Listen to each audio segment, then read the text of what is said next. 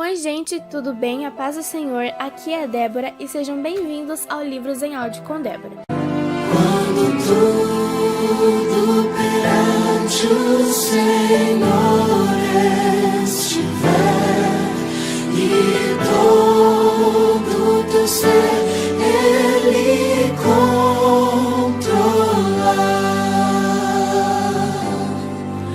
Hoje nós vamos ler o capítulo 4 do livro Heróis da Fé, a história de Jonatas Edwards, o grande avivalista. Ele nasceu em 1703 e morreu em 1758 com apenas 55 anos. Há 2 séculos, o mundo fala do famoso sermão Pecadores nas mãos de um Deus irado e dos ouvintes que se agarravam aos bancos pensando que iam cair no fogo eterno. Esse fato foi apenas um dos muitos que aconteceram nas reuniões em que o Espírito Santo desvendava os olhos dos presentes para contemplarem as glórias do céu e a realidade do castigo que está bem perto dos que se encontram afastados de Deus. Jonatas Edwards, entre os homens, era o vulto maior nesse avivamento, intitulado na ocasião Grande Despertamento. Sua vida é um exemplo destacado de consagração ao Senhor para o desenvolvimento maior do intelecto e sem qualquer interesse próprio de deixar o Espírito Santo usar o mesmo intelecto como um instrumento nas mãos de Deus. Amava Deus não somente de coração e alma, mas também de todo o entendimento. Sua mente prodigiosa apoderava-se das verdades mais profundas. Contudo, sua alma era, de fato, um santuário do Espírito Santo. Sob aparente calma exterior, ardia nele o fogo divino como um vulcão. Os crentes atuais devem a esse herói graças à sua perseverança em orar e estudar sob a direção do Espírito Santo, a volta às várias doutrinas e práticas da igreja primitiva. Grande foi o fruto da dedicação do lar em que Edwards nasceu e se criou. Seu pai foi o amado pastor de uma só igreja durante o período de 64 anos. Sua piedosa mãe era filha de um pregador que pastoreou uma igreja durante mais de 50 anos. Das 10 irmãs de Jonatas, 4 eram mais velhas do que ele e 6 mais novas. Muitas foram as orações que os pais ofereceram a Deus para que o único e amado filho fosse cheio do Espírito Santo e que se tornasse grande perante o Senhor. Não somente oravam assim, fervorosa e constantemente, mas mostravam-se igualmente zelosos em criá-lo para Deus. As orações à volta da lareira os estimularam a se esforçarem, e seus esforços redobrados os motivaram a orar mais fervorosamente. O ensino religioso, o permanente, resultou em Jonatas conhecer intimamente a Deus quando ainda criança. Quando Jonatas tinha 7 ou 8 anos, houve um despertamento na igreja de seu pai. E o menino acostumou-se a orar sozinho, 5 vezes todos os dias, e a chamar outros da sua idade para orarem com ele. Citamos aqui as suas palavras sobre esse assunto. A primeira experiência de que me lembro de sentir no íntimo a delícia de Deus e das coisas divinas foi ao ler as palavras de 1 Timóteo capítulo 1, versículo 7. Ora, ao Rei dos séculos, imortal, invisível, ao único Deus, seja honra e glória para todos sempre. Amém. Sentia a presença de Deus até arder o coração e abrasar a alma de tal maneira que não sei descrevê-la. Gostava de passar o tempo olhando para a lua e de dia contemplar as nuvens e os céus. Passava muito tempo observando a glória de Deus revelada na natureza e cantando as minhas contemplações do Criador e Redentor. Antes me sentia demasiado assombrado ao ver os relâmpagos e ouvir o troar do trovão. Porém, Mais tarde, eu me regozijava ao ouvir a majestosa e terrível voz de Deus na trovoada. Antes de completar 13 anos, iniciou seu curso em Yale College, onde, no segundo ano, leu atentamente Ensaios sobre o Entendimento Humano, a famosa obra de Locke.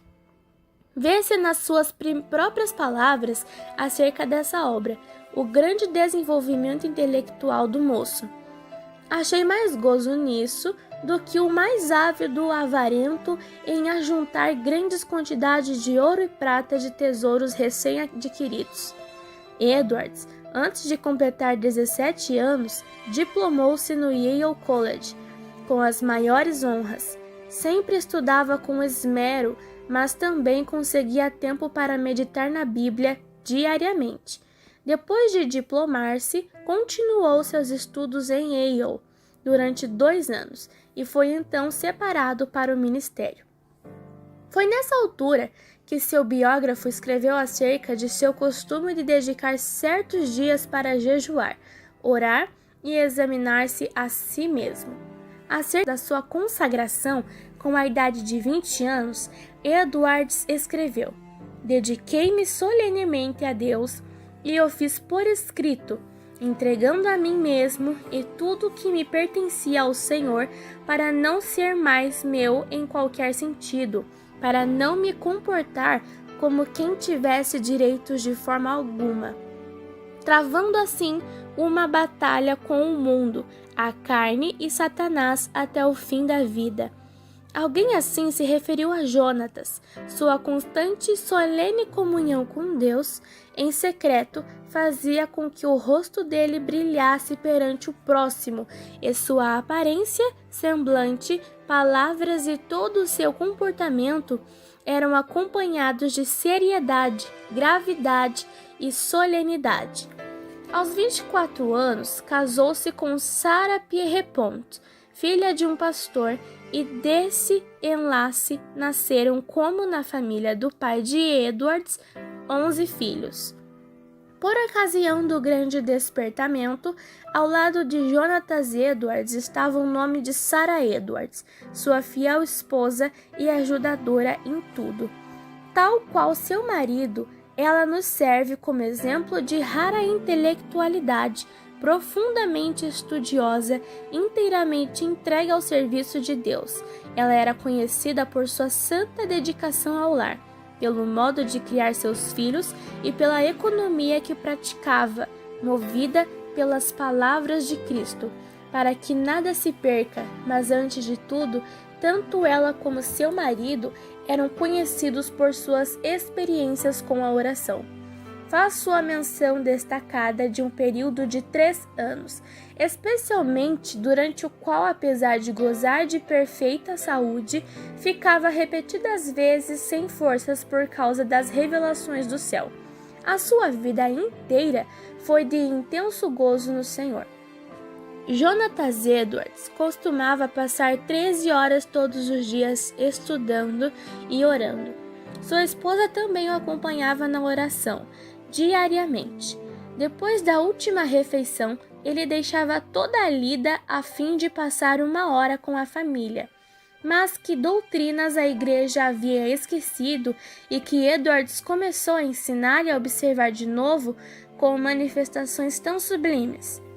Basta uma leitura superficial para descobrir que a doutrina a qual deu mais ênfase foi a do novo nascimento, apresentando-a como uma experiência certa e definida, em contraste com a ideia da Igreja Romana e de várias denominações.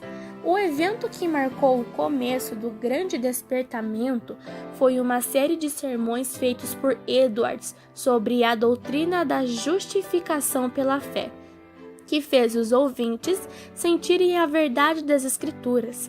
O foco de seus sermões era de que toda boca ficará fechada no dia do juízo e que não há coisa alguma que por um momento evite que o pecador caia no inferno, senão o bel prazer de Deus. É impossível avaliar o grau do poder de Deus derramado para despertar milhares de almas para a salvação sem primeiro nos lembrarmos das condições das igrejas na Nova Inglaterra e do mundo inteiro nessa época. Quem até hoje não se admira do heroísmo dos puritanos que colonizaram as florestas da Nova Inglaterra?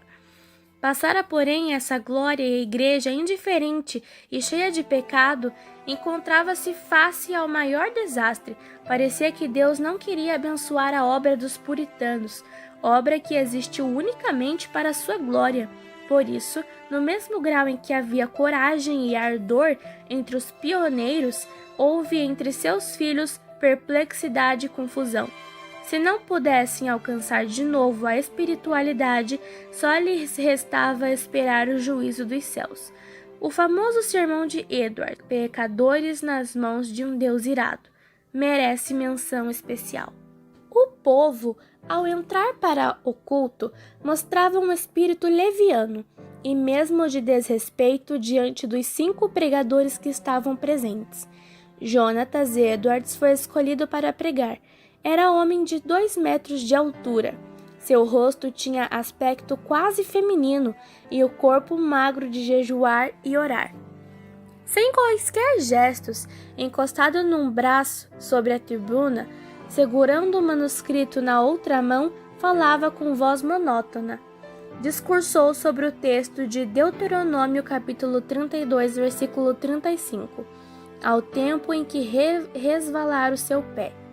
Depois de explicar a passagem, acrescentou que nada evitava por um momento que os pecadores caíssem no inferno, e não ser a própria vontade de Deus, que Deus estava mais encolerizado com alguns dos ouvintes do que com muitas pessoas que já estavam no inferno, que o pecado era como um fogo encerrado dentro do pecador e, com a permissão de Deus, pronto a transformar-se em fornalhas de fogo e enxofre, e que somente a vontade do Deus indignado os guardava da morte instantânea. Prosseguiu então, aplicando o texto ao auditório. Aí está o inferno com a boca aberta. Não existe coisa alguma sobre a qual vós vos possais firmar e segurar. Entre vós e o inferno existe apenas a atmosfera.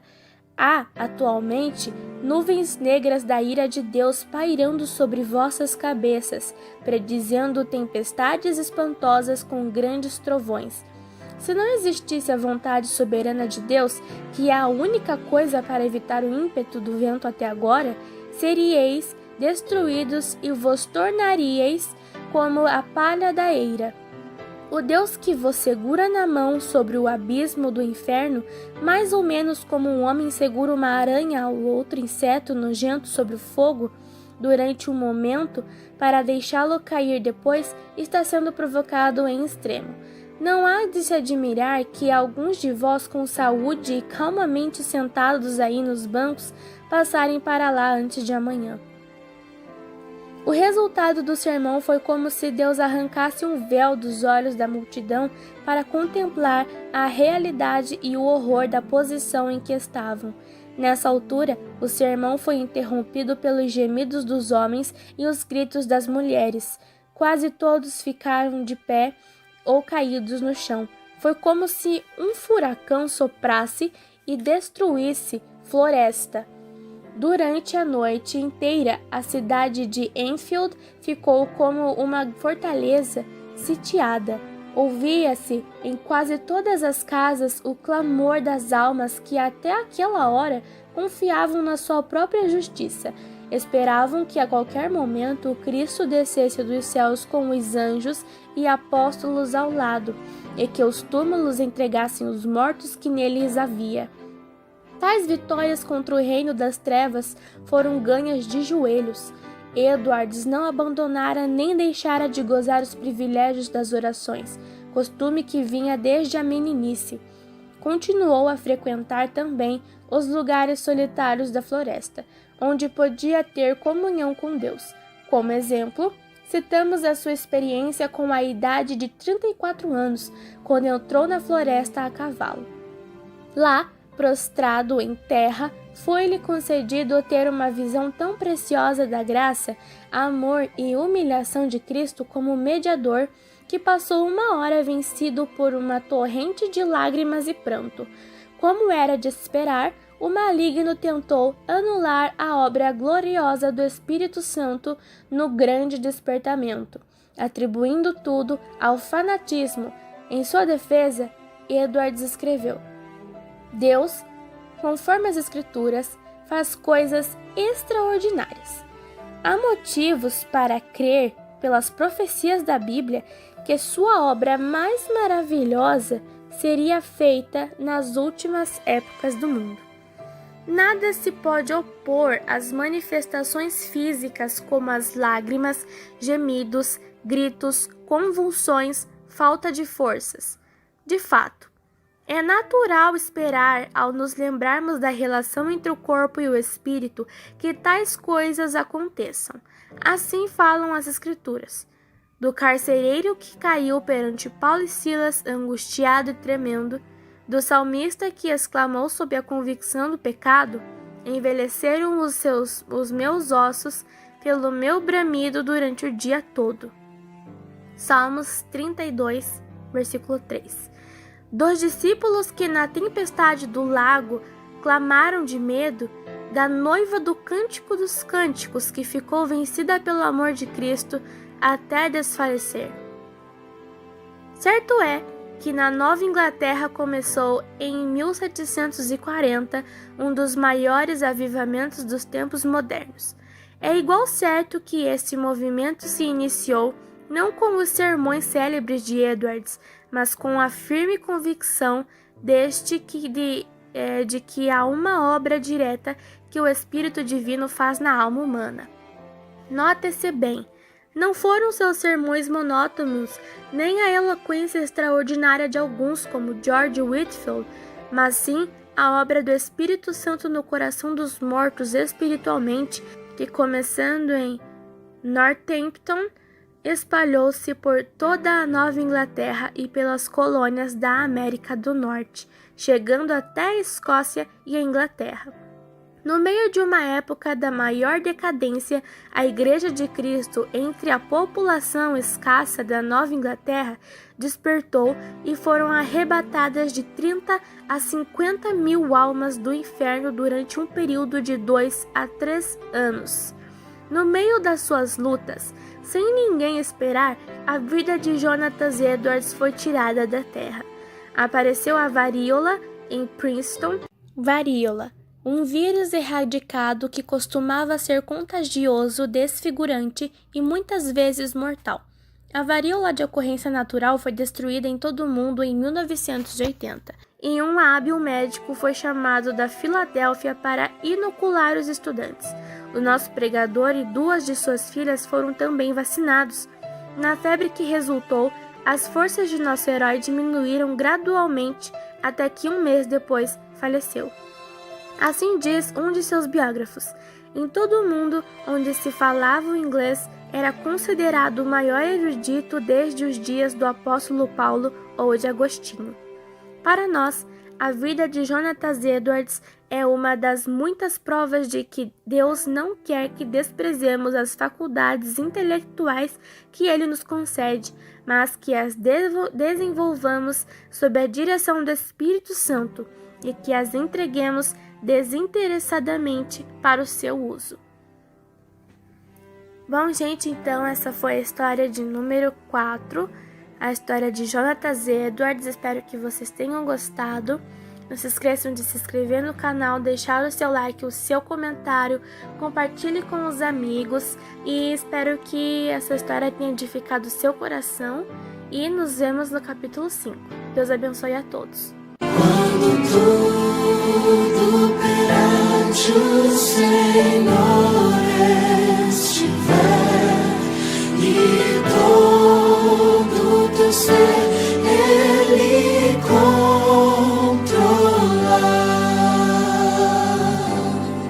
só então hás de ver que o Senhor tem poder. quando tudo deixares No altar